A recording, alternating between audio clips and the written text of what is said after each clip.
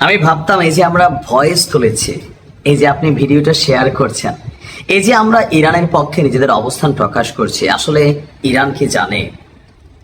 কেমন একটা ফিলিংস ছিল না যে আসলে আমরা এত কিছু করছি ইরানের জন্য।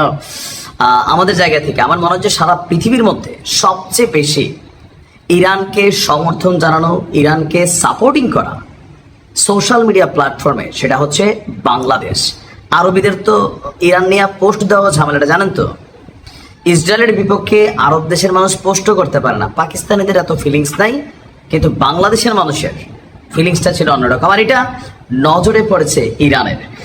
দর্শক, আজকে ইসরায়েল এবং তার সমর্থকদের সামরিক আগ্রাসনের বিরুদ্ধে এই যে ইরানের পক্ষে সারা বাংলাদেশ দাঁড়িয়েছে, বিভিন্ন সমাবেশ, মানববন্ধন ঘটনাগুলো ঘটেছে, সেগুলোর প্রতি সংহতি প্রকাশ করে আমরা যেই মানে সরকার বলেন, সরকারের পক্ষ থেকে করছে, যখন প্রথম দিন অভিযান চালানো হয়েছিল ইরানে, তখন বাংলাদেশ কিন্তু বলছে যে কোনো দেশের সার্বভৌমত্ব লঙ্ঘন করা এটা ইসরায়েলের উচিত নয়।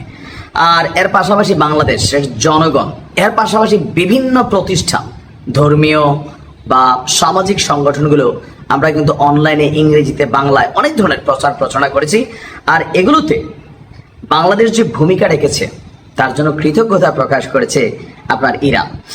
ঢাকায় অবস্থানরত ইরানের দূতাবাস থেকে একটা বিজ্ঞপ্তিতে কৃতজ্ঞতা প্রকাশ করে বলা হয়েছে, শান্তিপূর্ণ সমাবেশ, সহানুভূতিপূর্ণ বক্তৃতা, বিবৃতি এবং বাংলাদেশের সর্বস্তরের জনগণ, শিক্ষাবিদ এবং সামাজিক ও রাজনৈতিক কর্মীদের স্পষ্ট অবস্থানের মাধ্যমে প্রকাশিত এই সংহতি মানবিক সচেতনতা এবং ন্যায় বিচার, স্বাধীনতা ও জাতীয় মর্যাদার নীতিগুলোর প্রতি গভীর প্রতিশ্রুতির সুস্পষ্ট প্রতিচ্ছবি।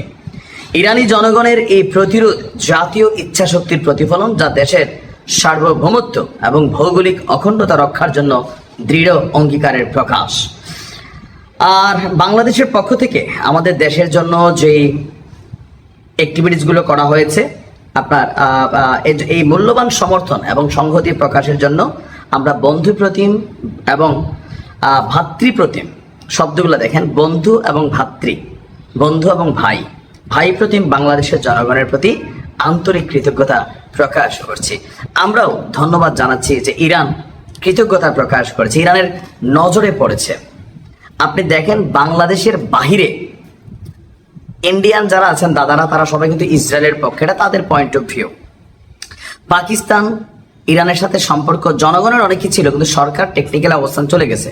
একমাত্র বাংলাদেশের প্রতিটি ঘরে ঘরে মুরব্বী, ছোট বড়, দেশে বিদেশে আমরা প্রবাসে থাকা মানুষগুলো ইরানকে সমর্থন জানিয়েছি।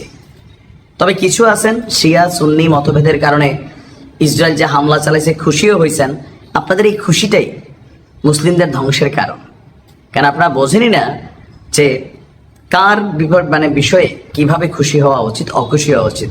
কারণ ইসরায়েল যখন অভিযান চালায়, আমেরিকা যখন অভিযান চালায়, এটা শিয়া মত অবলম্বী দেশ, এই কারণে অভিযান চালায়। এদের কোনো শব্দের মধ্যে পাইছেন? এরা অভিযান চালায়, আমাদেরকে দাঁড়াইতে দিবে না। আল্লাহ ইরানকে হেফাজত করুক। আসসালামু আলাইকুম।